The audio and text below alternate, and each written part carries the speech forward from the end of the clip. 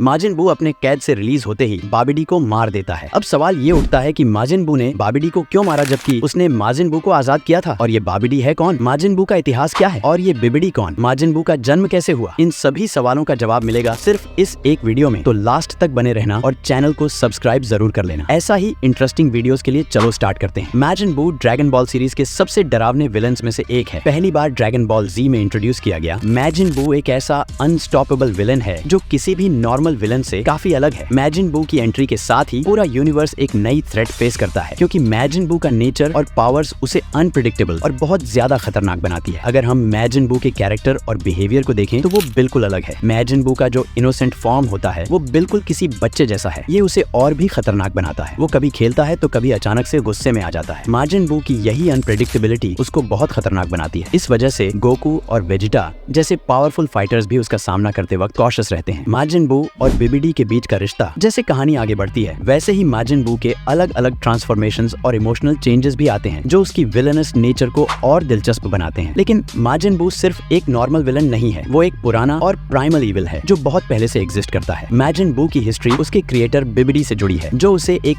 Ancient और primal force बनाती है। इसी वजह से वो ड्रैगन बॉल यूनिवर्स के सबसे प्राचीन और खतरनाक विलन्स में काउंट होता है। अब आता है माजिन बू का जन्म और उसका इतिहास। माजिन बू की ओरिजिन स्टोरी मिस्ट्री से भरी है जो इस बात की तरफ इंडिकेट करती है कि वो बाकी कैरेक्टर्स से काफी पहले से एग्जिस्ट कर रहा था। ड्रैगन बॉल जी के हिसाब से माजिन बू का क्रिएशन एक एंशिएंट विज़र्ड बिबिडी के द्वारा हुआ जिसने माजिन बू को दुनिया में अनलीश किया। लेकिन कुछ हिंट्स मिलते हैं कि शायद माजिन बू मिलियंस या बिलियंस सालों से एग्जिस्ट करता है और बिबिडी सिर्फ उसे कंट्रोल कर रहा था। माजिन बू को एक ऐसी क्रीचर के तौर पर डिस्क्राइब किया गया है जो प्योर इविल एनर्जी से बनी है, एक ऐसी प्राइमल फोर्स जो शायद यूनिवर्स के केओस से बनी है। यह आइडिया कि बिबिडी ने माजिन बू को क्रिएट नहीं किया बल्कि सिर्फ उसे समन और कंट्रोल किया, माजिन बू को एक बायोलॉजिकल एंटिटी से ज्यादा एक यूनिवर्सल इविल बनाता है जो बहुत पुरानी है। हिस्ट्री के हिसाब से माजिन बू ने बिबिडी के कंट्रोल में कई प्लैनेट्स और सिविलाइजेशंस पर अटैक किया और सबको डिस्ट्रॉय कर दिया। यह डिस्ट्रक्शन इतना ज्यादा था कि सुप्रीम काइस जो यूनिवर्स के प्रोटेक्टर्स हैं ने नोटिस किया और माजिन बू को रोकने की कोशिश की। लेकिन माजिन बू की पावर्स इतनी ज्यादा थी कि उसने कई सुप्रीम काइस को डिफीट कर दिया और उनके पावर्स को अब्सॉर्ब करके और भी पावरफुल हो गया। ये एंशिएंट बैटल माजिन बू और सुप्रीम काइस के बीच हुई और इसने माजिन बू की रेपुटेशन को एक अनस्टॉपेबल विलन के रूप में एस्टेब्लिश किया। आखिर में बिबिडी ने माजिन बू को कोकून यानी एक सील्ड फॉर्म में बंद कर दिया। जब उसने देखा कि माजिन बू उसके कंट्रोल में नहीं रहा, बिबिडी ने सोचा था कि वो बाद में उसे फिर से रिलीज करेगा जब जरूरत होगी। लेकिन बिबिडी की मौत हो जाती है और माजिन बू कई सालों तक सील्ड रहा जब तक बिबिडी का बेटा बाबिडी ने उसे रिलीज नहीं किया। ये एंशिएंट बैक स्टोरी माजिन बू के रिजरेक्शन की स्टोरी को और भी इंटरेस्टिंग बनाती है और उसको एक प्राचीन खतरनाक विलेन बनाती है। माजिन बू और उसके क्रिएटर बिबिडी के बीच का रिश्ता माजिन बू के उद्देश्य और स्वभाव को समझने में मदद करता है। बिबिडी एक एंशिएंट डार्क विज़र्ड था जो अपनी ब्लैक मैजिक और डार्क पावर्स के लिए जाना जाता था। उसने माजिन बू को पाया और उसका इस्तेमाल उसकी डिस्ट्रक्टिव पोटेंशियल को एक वेपन की तरह इस्तेमाल करने में किया। बिबिडी का मकसद सिर्फ पावर और कंट्रोल बढ़ाना था और इसके लिए उसने माजिन बू का इस्तेमाल किया बिना किसी और की जिंदगी की परवाह किए। बिबिडी और माजिन बू का रिश्ता ज्यादातर कंट्रोल पर आधारित था। बिबिडी ने अपने डार्क मैजिक से माजिन बू को अपने कंट्रोल में रखा और उसे स्पेसिफिक टारगेट्स पर अटैक करवाया। लेकिन यहाँ तक कि बिबिडी के लिए भी माजिन बू को कंट्रोल करना मुश्किल था, क्योंकि माजिन बू का कैओटिक नेचर उसे अनप्रेडिक्टेबल बनाता था। ये अनप्रेडिक्टेबल नेचर माजिन बू को डेंजरस और बिबिडी के लिए भी रिस्की बनाता था। बिबिडी के मरने के बाद उसके बेटे बाबिडी ने उसकी लेगेसी को कंटिन्यू किया और माजिन बू को वापस जिंदा करने का प्लान बनाया। बाबिडी अपने पिता के इरादों को लेकर चला, लेकिन उसमें बिबिडी जितनी मैजिकल स्ट्रेंथ नहीं थी, इसलिए उसने ज्यादा मैनिपुलेटिव और कंट्रोल टैक्टिक्स का इस्तेमाल किया। बाबिडी का प्लान था माजिन बू को रिजरेक्ट करने का और इसके लिए उसने पावरफुल वॉरियर्स की एनर्जी को कलेक्ट करना शुरू किया, क्योंकि माजिन बू के कोकून को अनलॉक करने के लिए एक बहुत पावरफुल एनर्जी सोर्स की जरूरत थी। बाबिडी ने माइंड कंट्रोल का इस्तेमाल करके वेजिटा